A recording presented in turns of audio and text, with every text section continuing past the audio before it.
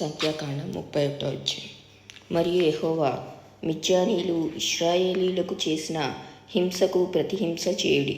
తర్వాత నీవు నీ స్వజనుల యొద్దకు చేర్చబడదు అని మోషేకు సెలవీయగా, మోషే ప్రజలతో, మీలో కొందరు యుద్ధ సన్నద్ధులై మిద్యానీయుల మీదికి పోయి మిద్యానీయులకు యెహోవా విధించిన ప్రతిదండన చేయునట్లు ఇశ్రాయేలీయుల గోత్రములన్నింటిలోనూ ప్రతి గోత్రంలో నుండి 1000 మందిని ఆ యుద్ధమునకు పంపవలెననెను. అట్లు గోత్రముక్కింటికి 1000 మంది చొప్పున ఇశ్రాయేలీయుల సేనలలో నుండి 12,000 యుద్ధవీరులు ఏర్పరచబడగా, మోషే వారిని అనగా ప్రతి గోత్రం నుండి 1000 మందిని యాజకుడగు ఎలియాజరు కుమారుడైన ఫినెహాసును పంపెను. అతని చేతిలోని పరిశుద్ధమైన ఉపకరణములను ఊదుటకు బోరలను యుద్ధమునకు పంపెను. యెహోవా మోషేకు ఆజ్ఞాపించినట్లు వారు మిద్యానీయులతో యుద్ధము చేసి మగవారినందరినీ చంపిరి. చంపబడిన ఇతరులు గాక మిద్యాను రాజులను అనగా మిద్యాను 5 రాజులైన ఏవీని, రేకెమును, సూరును, హూరును, రేబను చంపిరి. బెయేరు కుమారుడైన బిలామును ఖడ్గంతో చంపిరి. అప్పుడు ఇశ్రాయేలీయులు మిద్యాను స్త్రీలను, వారి చిన్నపిల్లలను చెరపట్టుకొని వారి సమస్త పశువులను, వారి గొర్రె మేకలన్నింటినీ, వారికి కలిగినది యావత్తును దోచుకొనిరి. మరియు వారి నివాస పట్టణములన్నింటినీ, వారి కోటలన్నింటినీ అగ్నిచేత కాల్చివేసిరి.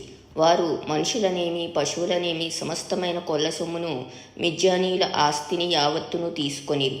తరువాత వారు మోయాబు మైదానములలో యెరికో యొద్దనున్న యోర్దాను దగ్గర దిగియున్న దండులో మోషే యొద్దకును యాజకుడైన ఎలియాజరు నొద్దకును ఇశ్రాయేలీయుల సమాజం నొద్దకును చెరపట్టబడిన వారిని అపహరణములను ఆ కొల్ల సొమ్మును తీసుకొని రాగా, మోషేయు యాజకుడైన ఎలియాజరును సమాజ ప్రధానులందరూ వారిని ఎదుర్కొనుటకు పాలెంలో నుండి వెలుపలికి వెళ్ళిరి. అప్పుడు మోషే యుద్ధసేనలో నుండి వచ్చిన సహస్రాధిపతులను శతాధిపతులనగు సేనా నాయకుల మీద కోపపడెను. మోషే వారితో, మీరు ఆడువారినందరినీ బ్రతకనిచ్చితిరా? ఇదిగో, బిలాం మాటను బట్టి పెయోరు విషయంలో ఇశ్రాయేలీయుల చేత యెహోవా మీద తిరుగుబాటు చేయించిన వారు వీరు కారా? అందుచేత యెహోవా సమాజంలో తెగులు పుట్టియుండెను గదా. కాబట్టి మీరు పిల్లలలో ప్రతి మగవానిని, పురుష సంయోగం ప్రతి స్త్రీని చంపుడి. ప్రతి ఆడపిల్లను మీ నిమిత్తం బ్రతకనీయుడి.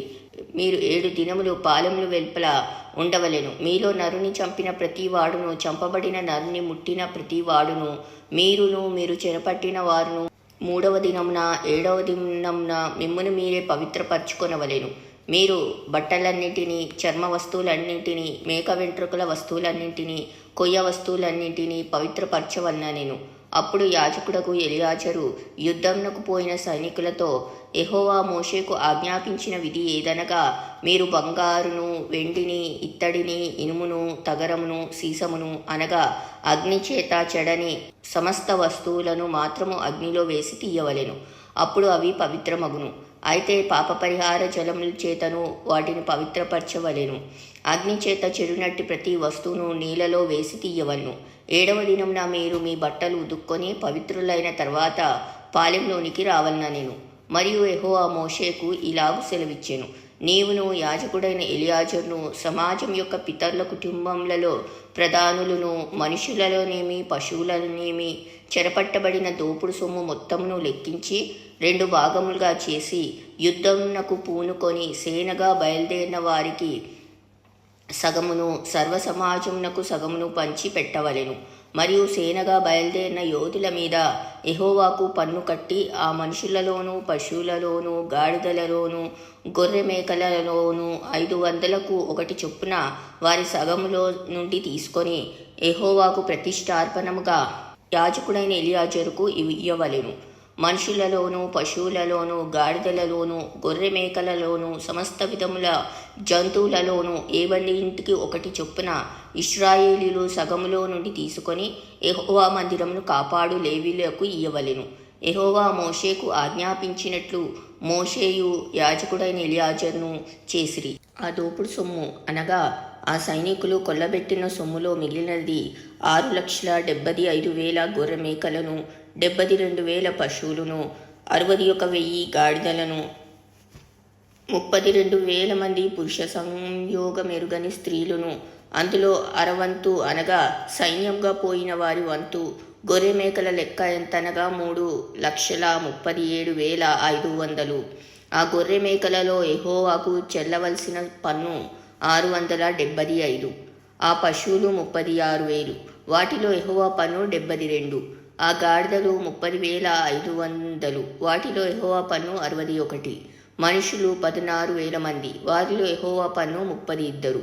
యెహోవా మోషేకు ఆజ్ఞాపించినట్లు మోషే పన్నును అనగా యెహోవాకు చెల్లవలసిన ప్రతిష్ఠార్పణమును యాజకుడైన ఎలియాజరునకిచ్చెను. సైనికుల యొద్ద మోషే తీసుకొని ఇశ్రాయేలీయులకిచ్చిన సగం నుండి లేవీయులకిచ్చెను. 3,37,500 గొర్రె మేకలను, 36,000 గోవులను, 30,500 గాడిదలను, 16,000 మంది మనుషులను సమాజమునకు కలిగిన సగమై ఉండగా, మోషే ఇశ్రాయేలుకు వచ్చిన ఆ సగము నుండి మనుషులలోనూ జంతువులలోనూ 70 ఒకటి చొప్పున తీసి యెహోవా మోషేకు ఆజ్ఞాపించినట్లు యెహోవా మందిరమును కాపాడు లేవీయులకిచ్చెను. అప్పుడు సేనా సహస్రముల నియామకులు అనగా సహస్రాధిపతులను శతాధిపతులను మోషే యొద్దకు వచ్చి, నీ సేవకులమైన మేము మా చేతి కిందనున్న యోధులను లెక్కించి మొత్తము చేస్తిమి. మాలో ఒక్కడైనను మొత్తమునకు తక్కువ కాలేదు. కాబట్టి యెహోవా సన్నిధిని మా నిమిత్తం ప్రాయశ్చిత్తం కలుగునట్లు మేము మాలో ప్రతి మనుషునికి దొరికిన బంగారు నగలను, గొలుసులను, కడియంలను, ఉంగరములను, పోగులను, పతకములను యెహోవాకు అర్పణంగా తెచ్చియున్నామని చెప్పగా, మోషేయు యాజకుడైన ఎలియాజరు నగలుగా చేయబడిన ఆ బంగారును వారి యొద్ద తీసుకొనిరి. సహస్రాధిపతులను శతాధిపతులను ప్రతిష్ఠార్పణముగా యెహోవాకు అర్పించిన బంగారమంతయు 16,750 తులములు. ఆ సైనికులలో ప్రతి వాడును తన మట్టుకు తాను కొల్ల సొమ్ము తెచ్చుకొని ఉండెను. అప్పుడు మోషేయు యాజకుడైన ఎలియాజరును సహస్రాధిపతుల యొద్ద నుండి శతాధిపతుల యొద్ద నుండి ఆ బంగారును తీసుకొని యెహోవా సన్నిధిని ఇశ్రాయేలీయులకు జ్ఞాపకార్థంగా ప్రత్యక్షపు గుడారమున ఉంచిరి.